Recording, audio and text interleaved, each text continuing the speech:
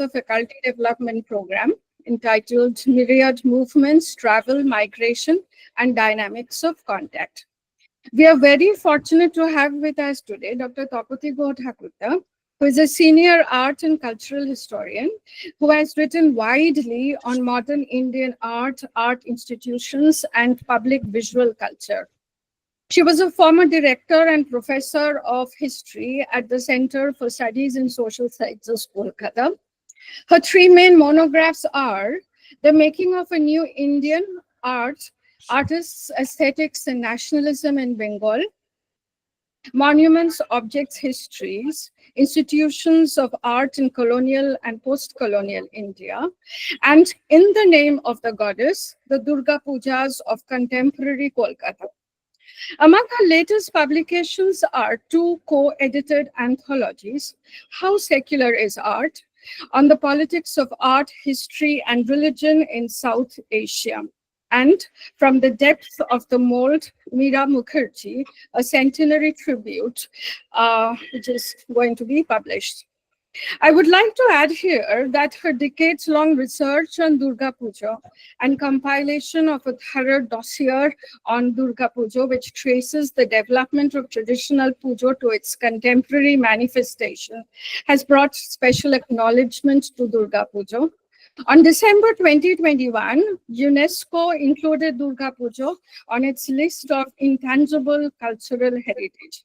Thank you, ma'am, for this truly commendable endeavor. We will now move on to the main lecture of today. The topic for today is Statues on the Move, the changing sculptural iconography of colonial and post-colonial Calcutta. We are looking forward to your lecture, ma'am. Over to you, ma'am. Thank you. My sincere thanks to the organizers of this Faculty Development Plan lecture series, especially to Moushumi of Surendranath College for Women and Anomitra of St. Paul's College. I apologize that I first said no and then I said yes, because we went back and forth on it. But it's, thank you for inviting me. It's a theme on which the theme of movement, travel, migration is something that all speakers are thinking with. And while some of the themes deal with human migration and travel, I know that some of the speakers are also talking about art forms that travel, like film noir, music traditions that travel, or food cultures that are traveling. I will be inviting you in this lecture to think about how we may think of movement and travel concerning an inanimate object like statues, objects which actually seem to be quite fixed and immovable and almost kind of completely fixed to the place in which they're installed. But actually a closer survey of this theme shows how integral movement, installation, removal, replacement is to the history of statues in most contexts, but especially in the context of colonial and post-colonial India. My main concern in this study has been to think of empire, decolonization, and the shift from colonial to post-colonial Calcutta through a history of moving statues. So that is the large, broad theme about which I will be talking today.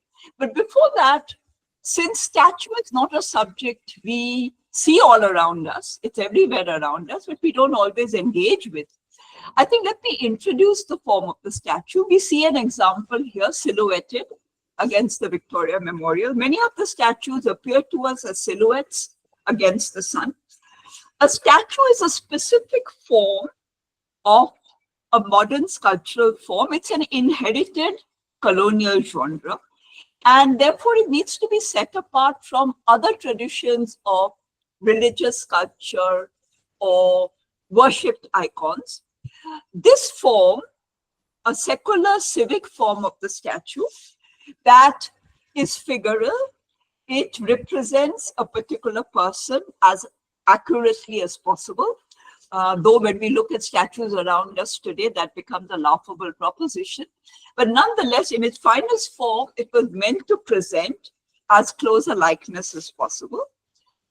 With the main intent of memorialization of a person, normally a powerful notable, usually male. Female statues are very much on the margins. And statues in that sense, in the form in which it arrives in colonial India or in Calcutta in particular, remains a symbol of colonial power and authority. So in some ways, if we think of empire, then the politics of commemoration, statue making becomes quite crucial to our understanding of the colonial city and the transition to the post-independence years. Now, I'll begin by also saying that this theme of statues as a specific form of sculpture, their commissioning, their installation, their replacement, their relocations, all of this has remained a very understudied area, somewhere falling between the cracks of art history, because statues are never quite considered an art form in its own right. And it's also fallen into the crack within the cracks of social and cultural history, that social and cultural historians also don't look at statues that closely. So it so happened that the colonial period statuary in the city, which is meant to represent the finest examples of the genre, have remained the domain of work primarily of British scholars. And there are a number of them who look very closely, and there are more and more of them who are now often returning to the cities of India in search of some of the finest specimens of traditions of equestrian or standing sculpture in the cities of India. So I will not go into the names of the scholars there, but it is really in their company that I began to first rediscover statues that have always been a part of my city, but which I've never really learned to look at or even try and understand how they came to be where they are. Now, my main aid in the work, however, was the work of one local Bengali scholar. His name is Kamal Sarkar. He is an antiquarian scholar, not a professional scholar. He worked in the newspaper. He worked in the caricature department. He was an artist, but he also becomes a formidable scholar on art and things like. So his book, and the book's called Kolkata-Statues. And it's interesting, the statue doesn't quite have a Bengali equivalent. When we say murti, murti can mean many different things, but the statue becomes very specifically a particular form which we all recognize. Kamal Sarkar's book is a kind of dictionary style book, which up to a certain period takes all full standing statue of colonial and Indian figures. And it's like a dictionary which tells you about who the person is, when the statue was commissioned, etc., what material went into it. So it's a very rich source, but it's pretty much remained one of the only studies, but it's not an academic work. It's more like a dictionary, an encyclopedia. But I owe a lot to Kamal Sarkar's work in taking my own work forward. Now, compounded to this problem that statues are not really emerged as a subject of scholarship among Indian scholars is the idea that that despite the fact that statues are proliferating everywhere around us at an alarming scale, statues remain some of the most ignored and invisible objects on our streetscape. They're everywhere, yet nobody really pays attention to them. Seldom fulfilling the purpose for which they're installed, these statues remain strangely invisible, coming to attention usually through a ritual ceremony of their installation, or even more through sudden political acts of their removal, their desecration or defacement. And we've seen how recently in Bangladesh, it's this gigantic statue of Mujibur Rahman and its desecration by people who were climbing up it. It's so huge that becomes quite iconic of the new mass uprising. So I will be talking here about how every political movement, every change of regime has involved the toppling and the removal of statues. Statues, in some ways, are a very easy target of political iconoclasm. I'll come back to some of these themes as I move. Let me now go into reading my paper mainly. So I begin with the Victoria Memorial as an iconic location of the city and its statues.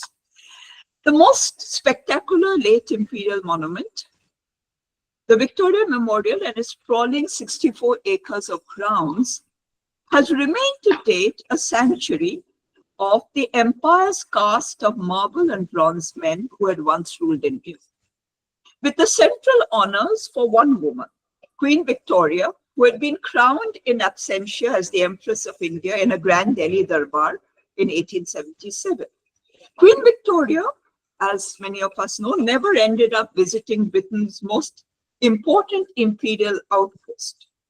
But her large enthroned statue holds its place of honor at this most grandiose of her memorials of all the ones built across the British Empire. Calcutta's Victoria Memorial is the grandest, the largest of all these memorials.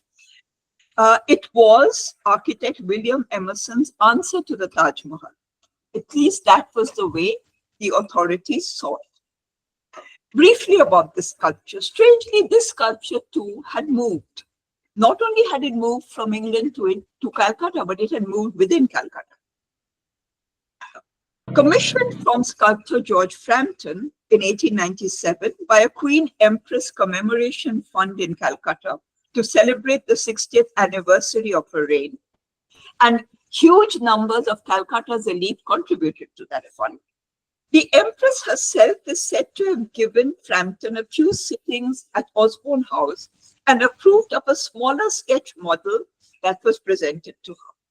When transported to Calcutta a year after her death in March 1902, Victoria's bronze statue was first installed at the end of the Red Road. Remember, there is no Victoria Memorial yet. It is only in the stage of planning. So it first was installed at the end of Red Road on the southeast corner of Government House, what is now Raj Bhavan, where it stood for 2 decades before it was relocated after the completion of the memorial at the head of a special stairwell and bridge designed by architect Vincent Esch. So there are 2 main architects. There's William Emerson and Vincent Esch at the entrance of the completed edifice. So normally you don't see what the stairwell is, but this painting allows us to see it. Conceived of by Viceroy Lord Curzon in 1901, within months of the death of Victoria, Calcutta's Victoria Memorial was as much a monument to Curzon as to the Queen. Curzon made sure that his own statue by Hammy Thornycroft, one of the first of his many statues, found its place at the site long before that of Victoria. 7 years after he left his post in India, this first statue of Curzon took its place in 1913 on an elaborately ornate pedestal with all these allegorical figures representing agriculture, industry, commerce, and also famine relief. It kind of looks forward to the war famine that would be coming up. Okay. Now, Curzon took his place at the entrance to the site, ensuring that his bronze persona would keep constant vigil over the dream project over the long years of its construction. For it was largely at the insistence of Curzon and his lobby within the empire that, in the face of strong opposition by the builders of New Delhi, Calcutta and its prime site on the Maidan retained its claim on the Victoria Memorial long after Calcutta forfeited its status in 1911 as the capital of the empire. So you could imagine that there was a lot of pressure to build a memorial in Delhi, but Curzon stuck and his lobby stuck on to Calcutta. And it was said that the Victoria Memorial was almost like a compensation to Calcutta for the loss of its capital status. Now, keeping competition with Queen Victoria, Curzon's second marble statue This is bronze. Second marble statue by Thomas Pomeroy found its place on the opposite south entrance to the memorial in 1922, when the edifice is completed, simultaneously with that of Victoria on the main north-facing entrance. So if you go to the Victoria Memorial, the front entrance has Victoria, the bronze statue of the enthroned Victoria, and this remains in place on the southern side.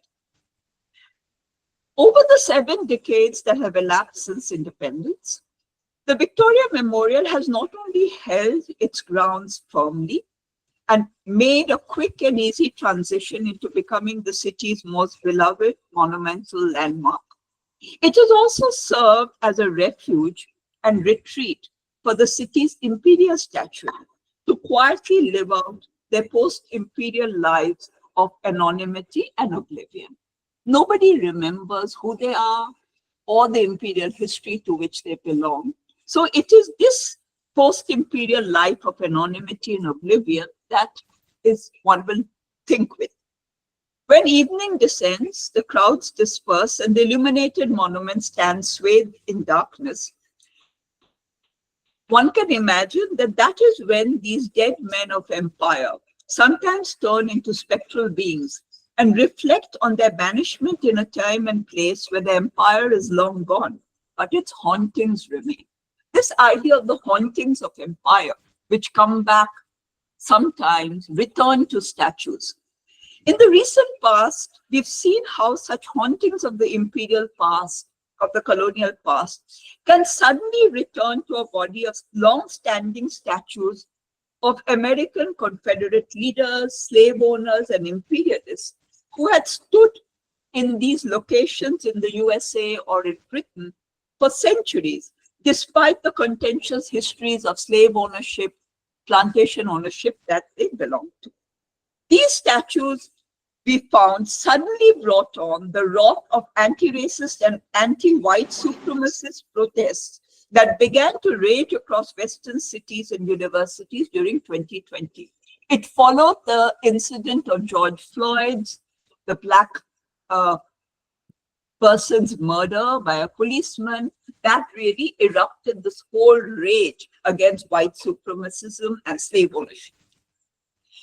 Not unsurprisingly, it is in keeping with the long tradition of statue breaking as a pivotal act of popular revolt and change of political power, from the French Revolution to the fall of communist regimes, that statues once again became the choice target of the Black Lives Matter agitation.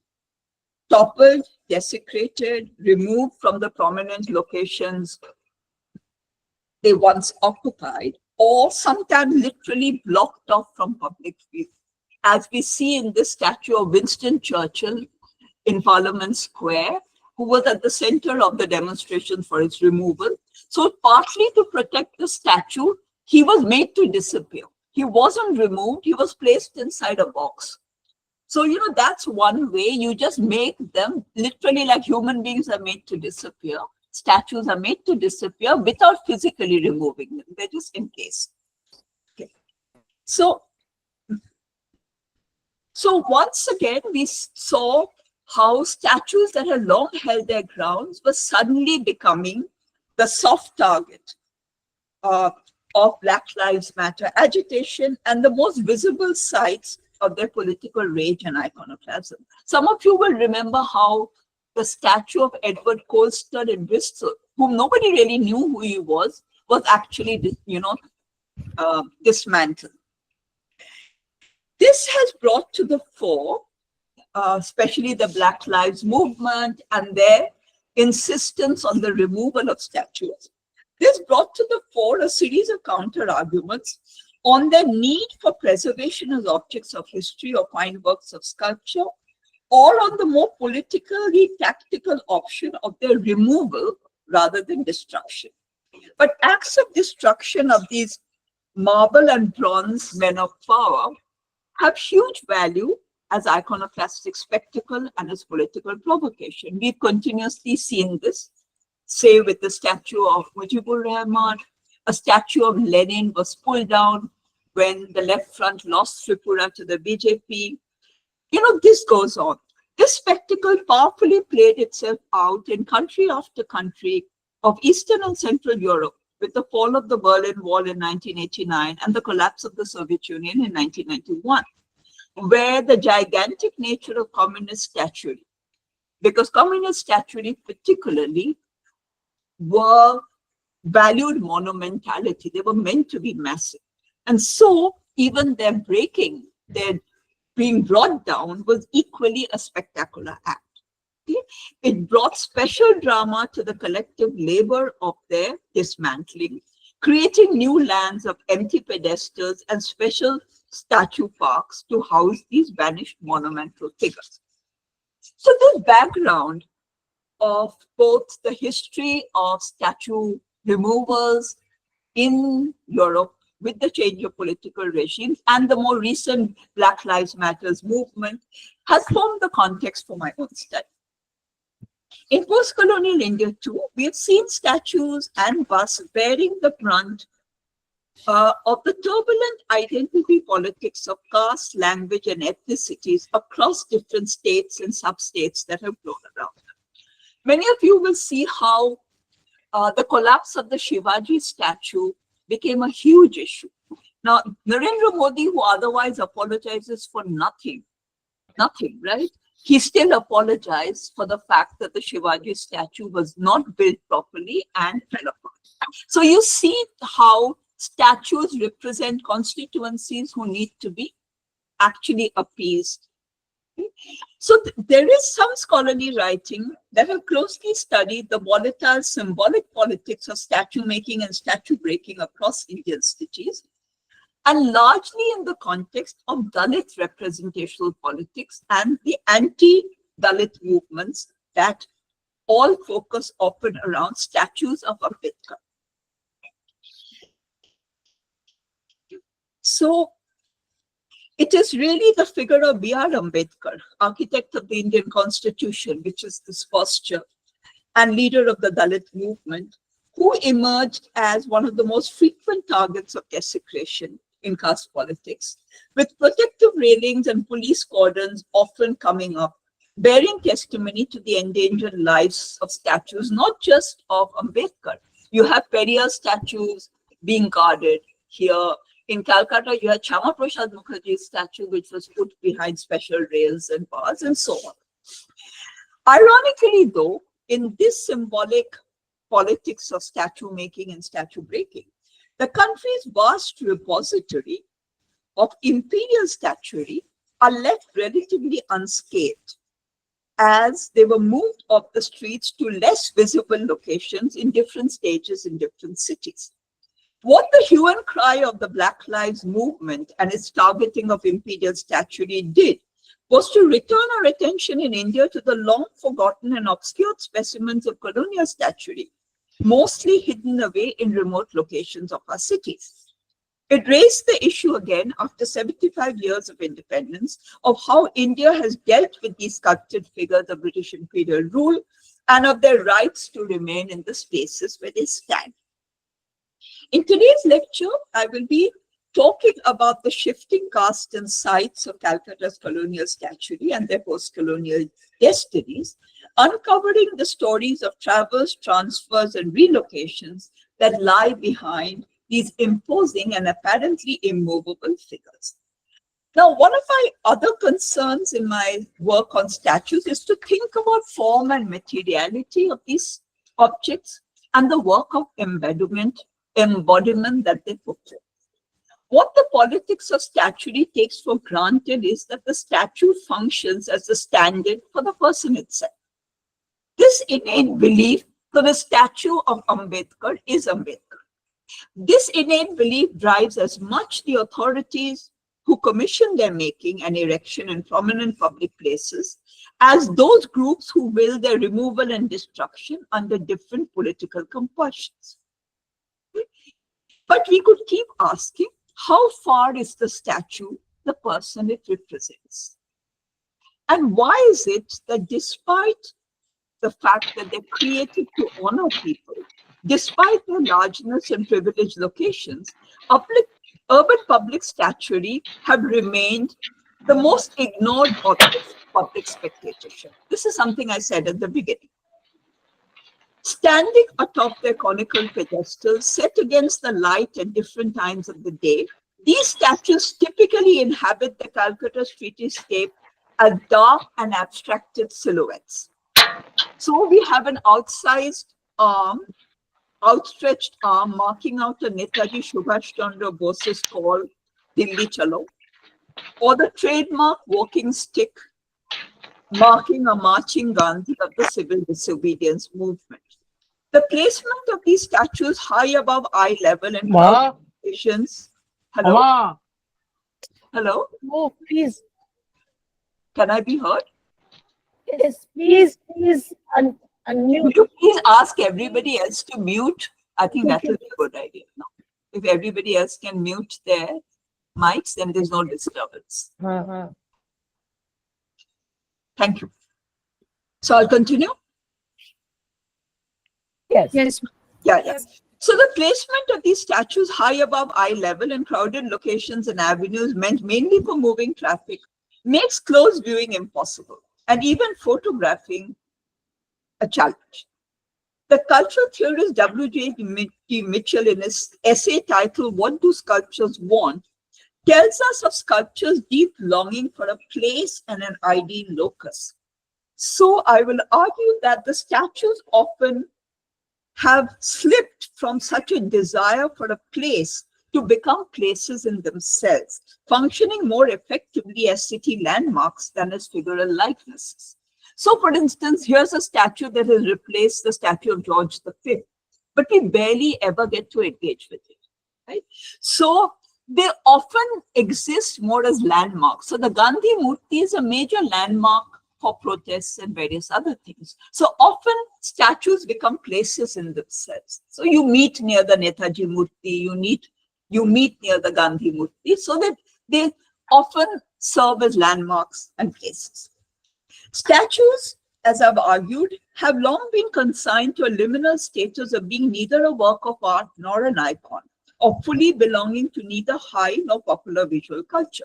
So they don't have the same affective resonance, say, of a film hoarding or an advertisement, which belong to popular visual culture of another. Compared to the visual charge of other popular imagery in the streetscapes of our cities, this corpus of civic statues stand emptied of animation and effect. Even though they have movement built into them, they become as still and dead as the people they embody. So this is true, for instance, of our Mahanayak Uttam Kumar. He was consecrated and the station was named after him. But today he's lost among the auto stands completely. So there's movement. He's moving with his dhoti, but he's remained still. And this brings to attention often only through brief moments of their consecration or through acts of their vandalization. And here I'd like to remind you of the huge controversy that erupted after a bust of Vidyasagar was destroyed inside a college on College Street. It led to a huge spate of building replacement Vidyasagars all over the city. But each of these have returned to invisibility and oblivion again. And nobody really cared so much about the Vidyasagar statue inside the college till it was desecrated.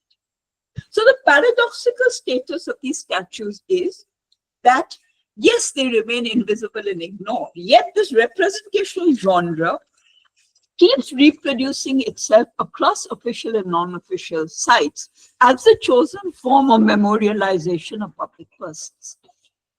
How may we trace its continuing efficacy and unending life as a repeating template of public monuments and memorials in a city like Calcutta, where this genre of statues stands caught in a particular historical bind of the passage from India's colonial to post-colonial histories? Now, in this section, I'll be looking at Calcutta's imperial statues and their post-colonial substitutions.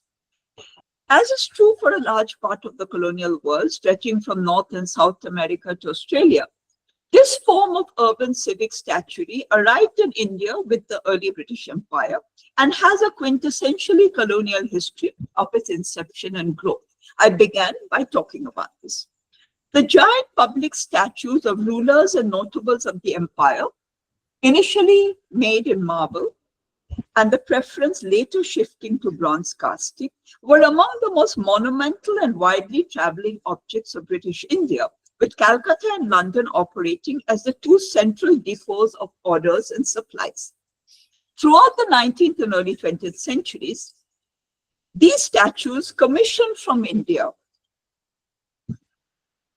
and largely financed by public subscriptions, raised by committees which were also set up in India. So the planning of the statue begins in India, but then the commissions go to sculptors in Britain. There's a whole competition through which sculptors are chosen. And then they're made in stone sculpting studios and bronze casting foundries in England, and later again laboriously transported to India for installation at designated memorial sites, with several years elapsing then between the time of the commissioning of the statue and their final arrival and installation in different cities of India. We could take the case of this statue, which we see here, which initially stood at the Park Street Chowrangi crossing and is now deep inside the Victoria Memorial, of Lieutenant General Sir James Outram, the military hero of the siege of Lucknow during the mutiny of 1857. This is an equestrian statue by a well-known sculptor of the Royal Academy called John Henry Foley. And it today stands in the Victoria Memorial Ground, moved from its original location. But let's look at the transaction. Following the commission given to Foley in 1861 by a combined London and Calcutta committee, the government of India had to send across to London 11 tons of gunmetal for the casting of the figure. So the material also went from India. The finished form of which was transported to Calcutta 13 years later and ceremonially unveiled in 1874 at the Chowrangi Park Street crossing. By that time, of course, Outram had already passed away. So very often, because of the time elapsed, very often statues ultimately erected after the death. And in Indian case, it's always entirely after the death. Very seldom do living people become statues. They become busts, but they don't become statues. As cultural commodities then, a statue like that of James Outram by John Henry Foley show how they contain within them elaborate and prolonged material histories of production, transaction, and travel, linking the metropolitan and the colonial topographies of the memorialization of imperial power. Now, within a city like Calcutta, these monumental objects, even after arriving, continue to change locations and occupy new sites of display and attention. Now, we saw how Curzon's statue moved from Outram Street to the front of the memorial. Victoria's statue moved from the Red Road to the Victoria Memorial once it was complete. So this is especially the case when the city's grand monument of the Victoria Memorial was completed in 1921. And several statues that today seem an integral part of the building and its grounds actually moved here from town. And here there's an interesting political juncture, because the completion of the Victoria Memorial in 1921 and its opening coincided with the passing of municipal electoral power in the Calcutta Corporation to the Bengal National Congress Committee, and to Chittaranjan Das becoming mayor in 1923, and the municipal jurisdiction and the town hall coming under the authority of the Congress leaders. So important nationalist turn. So the removal of imperial statues from the town hall was a proposal of the new leaders of the Calcutta Corporation that concurred well with the imperial plans for the new memorial and its grounds. So in a way, Chittaranjan Das leverages this occasion to move out many of the colonial period statues from the town hall. One of the first statues to move was one of the earliest commissioned statues of colonial India. This is a Marquis Cornwallis that was made in London for the British Indian Empire and transported to Calcutta in 1803. So even Kamal Sharkar refers to this as the first colonial statue to arrive.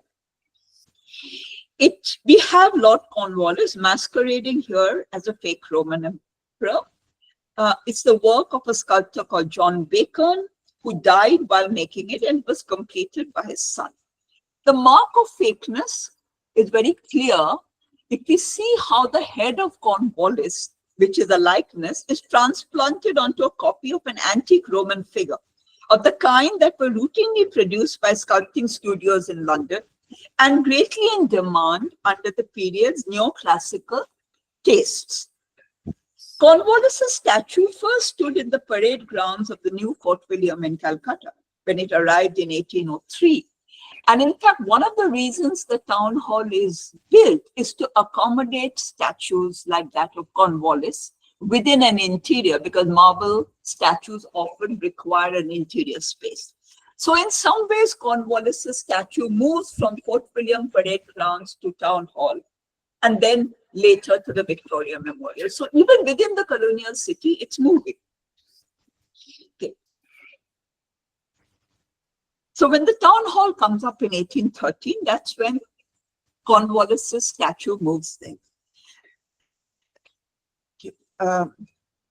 Another statue that is actually made around that time, that was made for the town hall. In fact, the town hall was already made when this statue of Warren Hastings, where he poses as the Orientalist scholar with his Brahmin Pandit and his Muslim Maulavi. This was actually made to be accommodated within the town hall when it came up in 1830.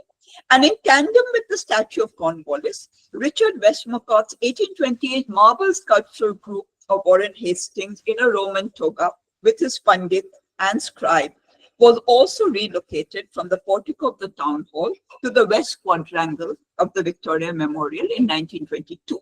So in the east quadrangle, you have Cornwallis. In the west quadrangle, you have Warren Hastings. They seem an integral part of the memorial, but they've actually moved here. What also moved from the street in front of the town hall was the statue of Lord Bentinck, also made by Richard Westmacott. This actually stood outside. It's a poor photograph where we see it standing. And this is Lord Bentinck in its relocation inside the Victoria Memorial. And it is valued for its pedestal. A lot of these statues have very elaborate pedestal sculptures. And this one commemorates Bentinck for the abolition of sati. So again, a close looking shows the pedestal is as important as the standing figure above it. Now, it would be several decades after this, 1921, 22, 23, are when these statues are moving from town hall to the Victoria Memorial. It would be several decades later that James Outram's equestrian statue would be moved into the Victoria Memorial grounds as the last colonial statue to move from a street location to the sanctuary, but also one of the first of these men of empire to be dislocated after independence to make room for the most iconic of India's national leaders, Mahatma Gandhi. 11 years after independence, in 1958, Outram had to forego his prime habitus in the center of the city, the Park Street Chowrangi Junction, and made place for the first officially commissioned statue of Mahatma Gandhi that was sculpted by the Indian well-known sculptor Devi Prasad Rai Chaudhary, and installed here a decade after Gandhi's assassination. So this statue too moved from the Park Street Chowrangi Junction to higher up the road, where it now stands close to Red Road now. Now, I'll be returning to the Gandhi statue again at the end of the talk. It is tempting to think of this sculptural substitution where Outram gives way to Mahatma Gandhi as publicly signaling the end of empire in the post-colonial city. This is 1958. But the large body of Outram's bronze imperial peers would be left to stand where they were for several more years. Calcutta's imperial statuary, and this is a great paradox, remained in place for almost 2 decades after the end of empire. not just inside the gardens of the Victoria Memorial, but throughout the main thoroughfares of the city around Red Road, Esplanade, and Dalhousie Square. Now, why was this so? The reasons were many. The immediately post-independence decade saw the city grappling with the aftermath of the famine of 1943, the communal riots of 1946, the partition of the subcontinent in 47, and the flood of refugees from East Bengal that became East Pakistan, who had to be accommodated in temporary camps and settlement colonies. With the population of West Bengal exploding under the refugee influx, the new Congress government, headed by Bidhan Chandra Rai, was confronted not just with the primary burden of refugee rehabilitation, but also with the attendant scenario, and this would be well known to all scholars who worked on that period, with the collapsing health and housing infrastructure and public food distribution system, resulting in acute food shortage, cholera epidemic, inflation, unemployment, and immiserization. Calcutta of the post-independence years was a very, very troubled place. And it is hardly surprising then that the removal and replacement of colonial statuary were the least priorities of the overburdened government department of the Calcutta Corporation. They had far many more pressing problems to think about. In the months and years that followed, in the communally and politically targeted city, crowd violence occurred, but it was seldom targeted against the imperial statuary, but more against new authorities in power, its public offices and police, with the Communist Party and its trade unions pitted against the Congress government. This continuing turmoil leads us to the end of the 1960s, to the freshly violent political milieu caused by the Naxalite movement.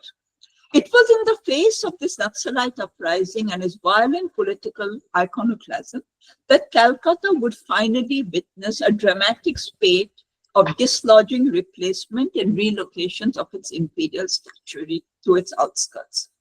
So ironically, it is to protect these statues against the idol-breaking manifesto of the Naxalite cadres that their removal became imperative. But what is even more ironical was that the Naxalites had as their main targets not the white imperialists, but those who they saw as the Indian bourgeois compradors, the intellectual upper-class leaders of the 19th century Bengal's cultural renaissance. So sadly, the sculpted heads that rolled in the hands of the Naxalites during 1969-72 were those of, once again, the educationist and social reformer Vidyashagar. So Vidyashagar seems fated to be continuously decapitated. And the scientist and entrepreneur Prafulla Chandra Rai, essentially the ones which stood in College Square, met with the iconoclasm of the. It's very hard to get photographs of statue breaking. So this came up and I was lucky to get hold of this. In contrast, the imperial statues under the custody of the government were to find a same refuge in the same years. In a short sweep between 1967 and 69, during the regime of the first United Front government in West Bengal, all the statues of colonial rulers were programmatically removed off the city streets by the Public Works Department. The minister in charge was Jotin Chakraborty, popularly known as Jackie for people of my generation, and transported to the grounds of the Flagstaff House in the nearby cantonment town of Barrackpore, leaving untouched the large group that stood inside the Victoria Memorial grounds. Here is a photograph of a statue removal.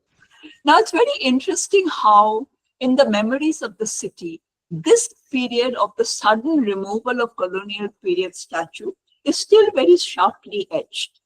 Many people remember how the statues were there right into the late 60s and then suddenly removed. And I want to here refer you to two films that you will be familiar with. One is the film of Satyajit Ray's Porush Pathar, where if you remember, Tulsi Chakraborty, the actor, after receiving Porush Pathar, is going on a joy ride along the Maidan. That's his dream of becoming rich and powerful. And he sees all the colonial period statues around him.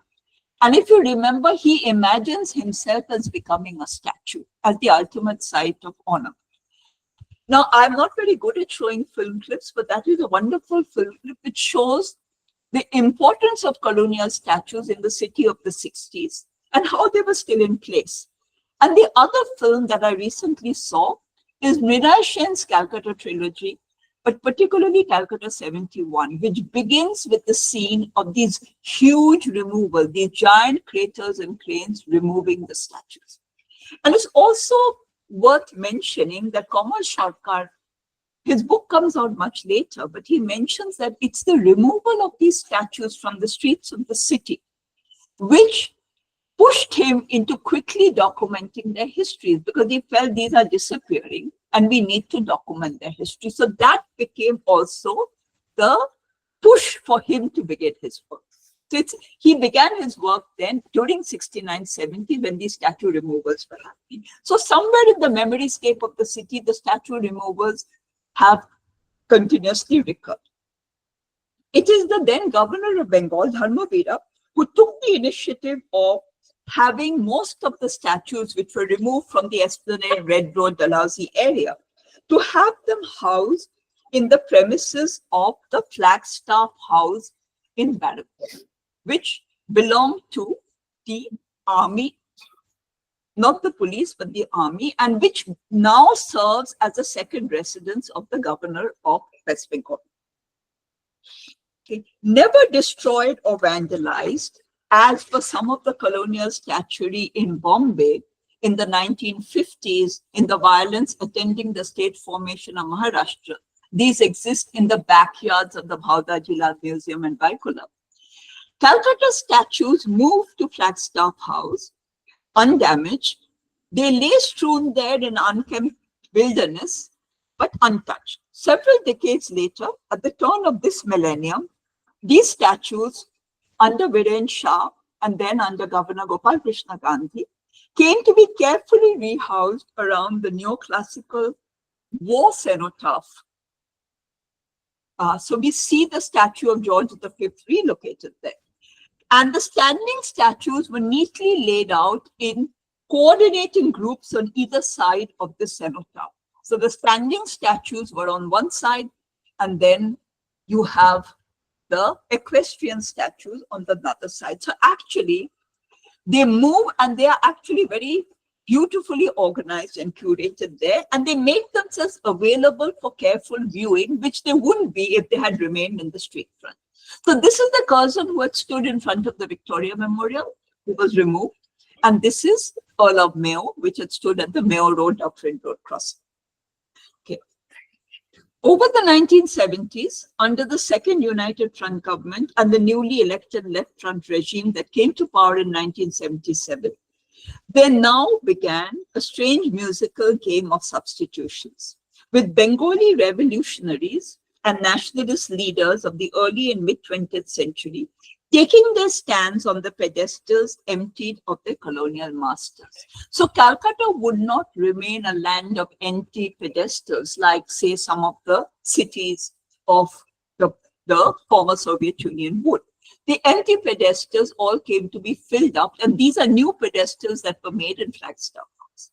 So, for instance, in 1970, the Congress leader and first head of the Indian Corporation, Deshbandhu Chittaranjan Das, came up in the island where an equestrian Lord Canning had stood for 90 years before he was banished to the river banks of Barrackpore to keep company with the ornate tombstone of his wife who died in this cantonment town. So Lady Canning's tomb is there.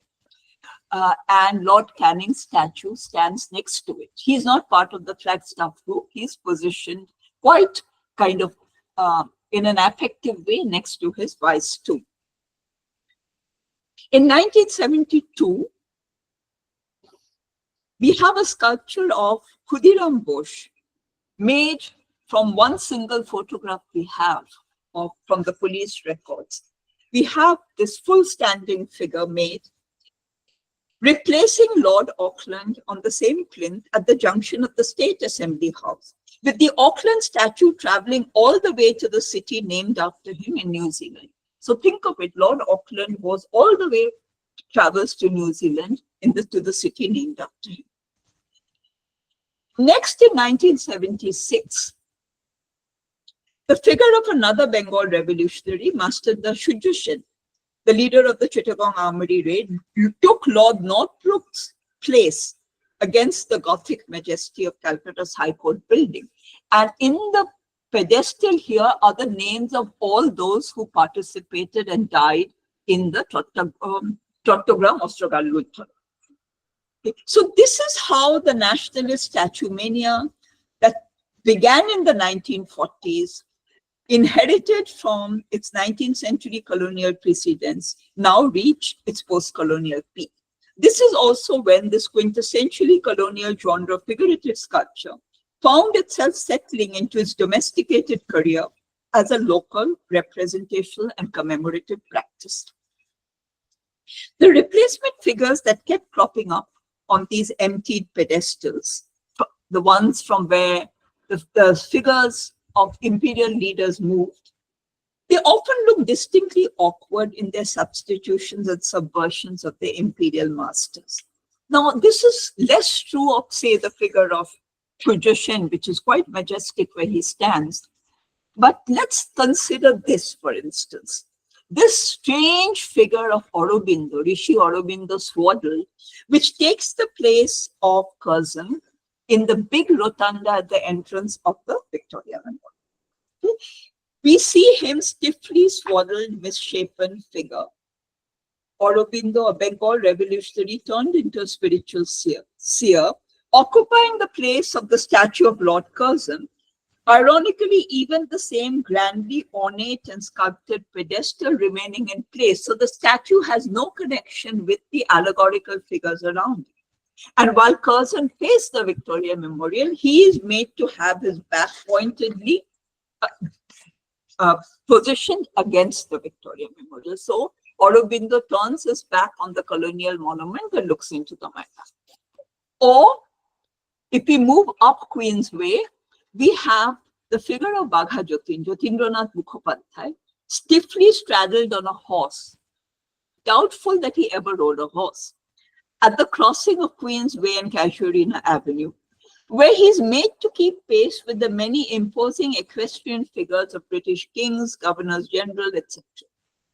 Or come further up Red Road to the Esplanade Junction, we have a marching flag-carrying Matungini Hajra, an activist of the Quit India movement from the district of Bednipur. And here she's shown as part of the march before she fell to the police's bullet in Tomluk in August 1942. Matungini stands here as Calcutta's first monumental female nationalist statue. Later, there's a Pritilata Vadedar made and an Indira Gandhi all along that Red Road way. But Matungini is monumental in a different way. She is almost rivals in her statuesque bulk the many Queen Victorias that had come up at the turn of the 20th century. Calcuttans have responded to these post-colonial street sentinels with more mockery than reverence, with a repeated refrain about the failure of our nationalist statuary to ever match up to the pomp and finesse of their colonial counterparts. I will leave out a part and come to the last section of the paper, which is called Towards a Local History of Statue Making in the City. Now, there is a lot of information we have on the British statue makers, so that Calcutta's cast of imperial statuary can be situated within a very rich history of who made them. These, for instance, are the works of John Henry Foley, considered his finest examples. This is Hardinge and this is Outram. We have several Queen Victorias who are made, commissioned. This is inside the Indian Museum. It's one of the earliest, and it is actually made through a donation of the Bardhaman Maharaj, the Mahata, who were great loyal subjects. So this is an early young Queen Victoria made on the occasion of her coronation, which took its place inside the Indian Museum long before the Victoria Memorial came up. Then you have this one, which comes up at the entrance, and you have a final one, which is inside the Great Rotunda. When you go inside the Victoria Memorial, you have the young queen under coronation. Now, with each of these, we know the names of sculptors, the commissions. There's rich material on them. So from the first earliest marble statue of Lord Cornwallis, which we see here, which is now in the Victoria Memorial, to this figure of Emperor George V, which is the last imperial statuary to be made. In fact, after the corporation goes into to the Congress hands, there's a big halt in making imperial statuary in the areas that come under the jurisdiction. The exception was made for Emperor George V. He took his place near Babu Ghat in the pedestal there, and later was removed to the Barakpur Flagstaff grounds. Now, in contrast, there's very little information or studies made on the statue makers of the city, those who were going to be taking the place, stepping into where the colonial statue makers left off. So as I said, it's common to conceive of the careers of the city's post-colonial statuary, not just in terms of neglect, but also a certain degeneration of the colonial sculptural genre, whereby we have the fine art of the British school of standing and equestrian statues contrasted with the slipping standards and loosening criteria of the local output of statues of Bengali leaders. Currently, such slipping standards have hit an all-time low in the statues that are now cropping up in every corner of the city. So it is largely in that context that I feel it is important to return to some of the finer specimens of Indian statues made by Indians of Indian leaders that came up in the city in the last years of colonial rule and the first years after independence. It is significant to note, for instance, that the Congress's coming to power in 1923 brought a halt in the erection of statues of colonial rulers in the streets of Calcutta. And it is through the 1930s, 40s, and 50s that the city's first lot of Indian sculpted statues, Indian made of Indian personalities, made in marble and bronze, begin to appear on the cityscape side by side with their colonial peers. And so I could say that it's important to return to this moment of the early vocation of some of these statue makers and the work they did. Particularly interesting to chart in Calcutta is the lineage of a group of sculptors, all of whom carry the occupational name of Pals, who emerged from the traditional clay modeling families of the idol-making hubs of Krishnanagar and Kumatuli, some of whom thereafter moved into European and government art school training in neoclassical and realist sculpture making, and then branch out from idol making into a parallel livelihood in commissioned sculpture. Now, I'll pick out one example of the first of these, figure called Gopeshwar Pal. Sorry, I'm going to move through these quickly. Okay. Now, Gopeshwar Pal was from an idol-making family of Krishnanagar. He, however, also trained as a landscape and portrait painter. He came to Calcutta, where he attracted the notice of the colonial authorities, who then sent him to the Indian Empire exhibition at Wembley in London, where he was put on display as a lightning sculptor, as a person who could make realistic work in clay, collapse them, and then quickly build with the same clay again. He was put on display in the exhibition as a practicing native kind of sculptor, working with clay. Now, however, when they recognized his talents, they put him on a British government scholarship for training in Italy in the art of marble statuary.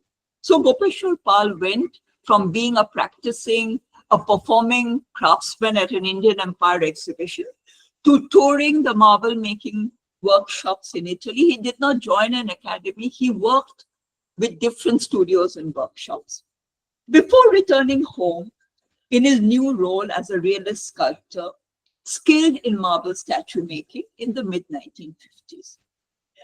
Gopeshwar Pal is also known for the realism that he brings to the iconography of Durga.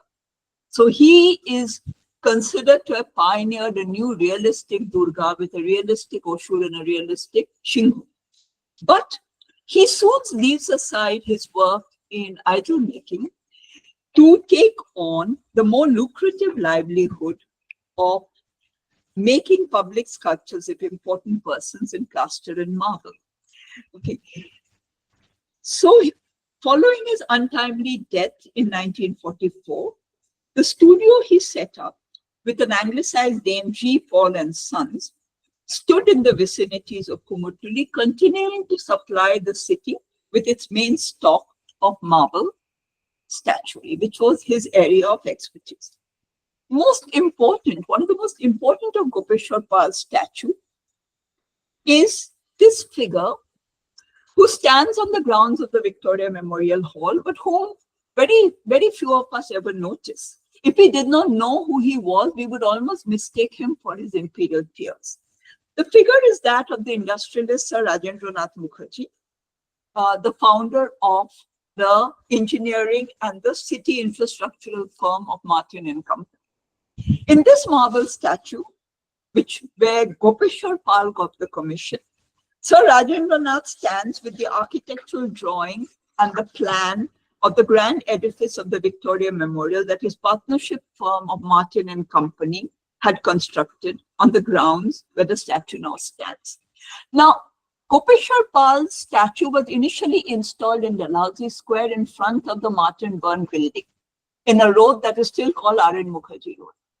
Again, it is during the Naxalite agitation that Rajendranath Mukherjee's statue was also moved, also because of the tram line laying, that he was moved to the Victoria Memorial grounds, where he rightfully has a claim. But it's interesting that he comes here as late as 1960, and this is the only statue of an Indian and by an Indian statue maker that occupies the grounds of the memorial. Okay. So, but we see here how Gopeshwar Pal has as his model the statues of the colonial peers. And he then makes Rajendranath Mukherjee's statue an equivalent to stand with same kind of dignity and stature as that of the imperial statue makers. Okay? And what we also find that unlike many of the later statues by Indian statue makers, he also has the name of the studio engraved there, which is something we find in most of the colonial period statuary, that the name of the foundry and the sculptor is present. Most of the Indian statues do not have that later, but G. Paul made sure that his marble bust of Gopeshwar Pal had that. And both G. Paul and Rajendranath Mukherjee would have been delighted to see the work finding its rightful place inside the Victoria Memorial. But by the time it moved to Victoria Memorial, G. Paul was long gone, and so was Rajendranath Mukherjee. From Gopeshwar Pal, I'll quickly take up the case of another academic realist painter and sculptor, Devi Prasad Rai Chaudhary, who was trained in the Government Art College, Calcutta. So unlike Gopeshwar Pal, he actually came out of a proper art school training.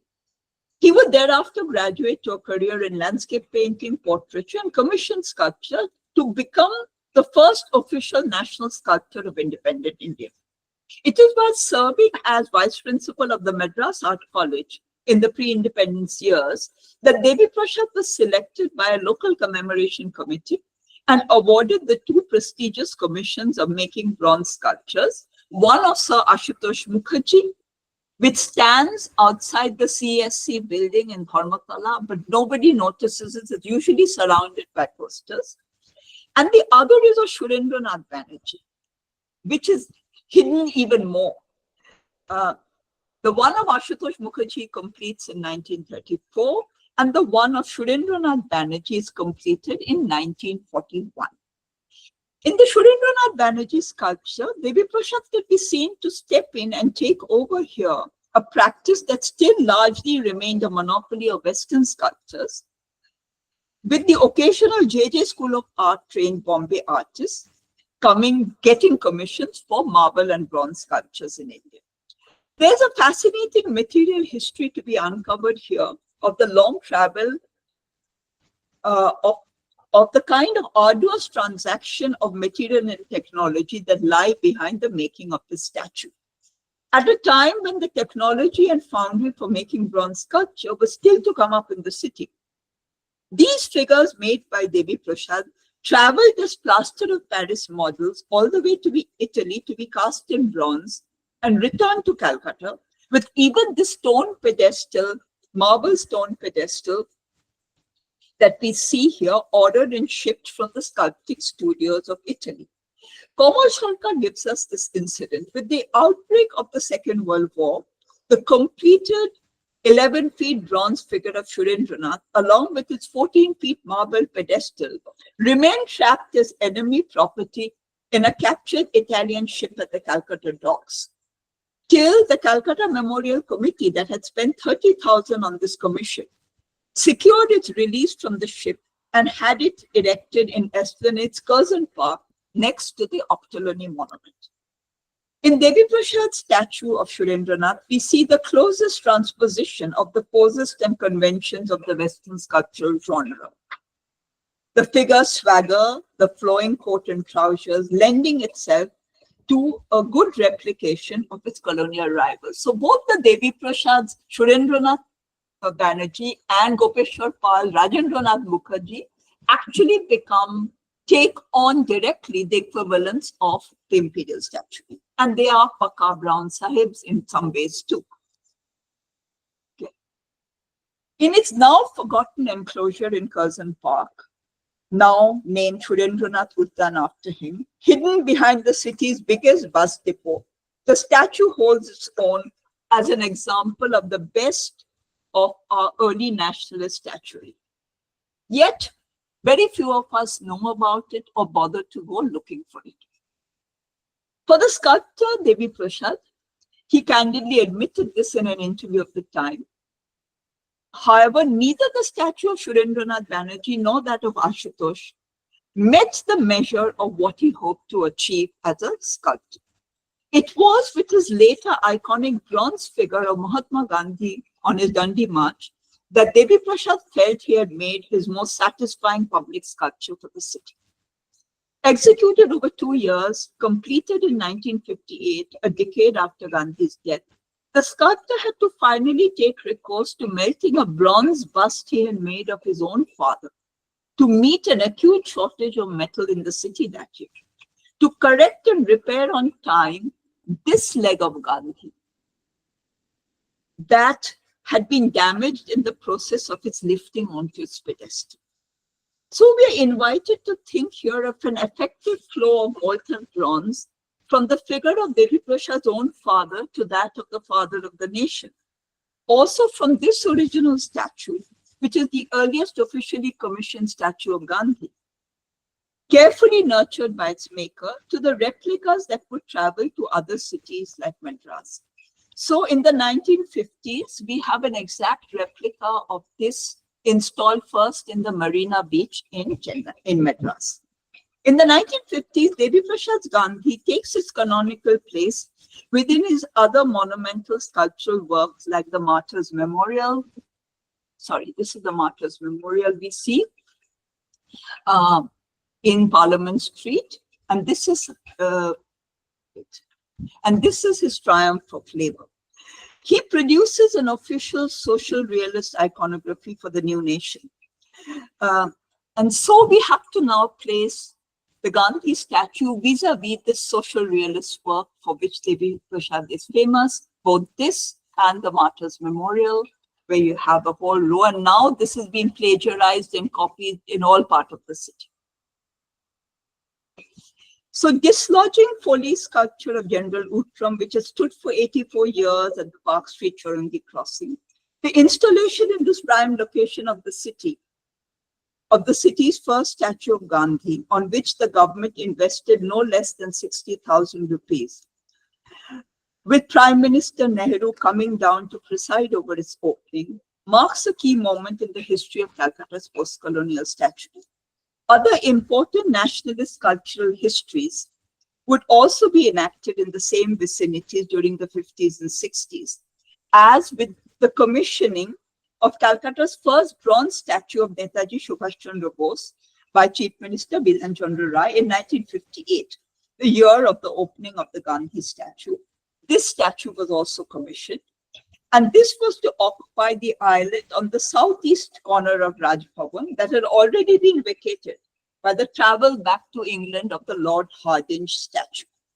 It comes as a surprise to know that this figure of Netaji, completed in 1965, is the work of a well-known modernist sculptor, Guha-Thakurta-Statues, a founding member in the 1940s of the Calcutta Progressive School, who had acquired a long training in academic realist sculpture making at the Lucknow School of Art under Hiranmay Rai Chaudhary, then under Devi Prasad at the Madras School of Art.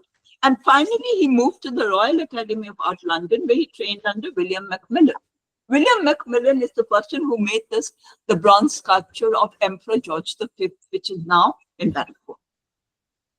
Does this coming together of the worlds of professional modern art in India with the making of civic statuary alter the status and appeal of this latter form? Can it effectively bring to even these select statues like Devi Prasad's Gandhi or Guha-Thakurta-Statues' Netaji the aesthetic standing of modern sculpture, which some of the imperial statues have for scholars who come searching for them? The answer we find always verges on the negative. In general public perception, there appears little to distinguish this first Netaji as the work of the renowned modern Indian artist from the second ungainly horse-riding figure of Netaji that came up at the Shambajar 5-point crossing in the north of the city in 1969, which was commissioned from a lesser-known Bombay statue maker called Nagesh Yavalkar. Ramkinkar Bej wanted the commission for this statue, and he was not given it, and it went instead. It was meant to be on the model of Outram's equestrian statue, but it ends up being more a caricature of Foley's equestrian Outram. This statue has come to exemplify the slipping standards of the post-independence cities' ever-sprouting breed of statues vis-a-vis colonial models. And again, this Netaji statue with erect trade has again become less important as a statue of Netaji, more as a landmark. Again, we know in the recent protests, it is at this statue, at its crossing, that the protesters gather.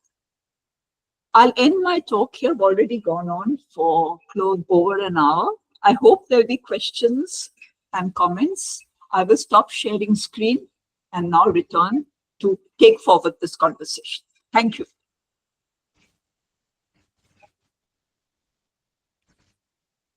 Thank you. Okay. I Now I should go to stop presenting.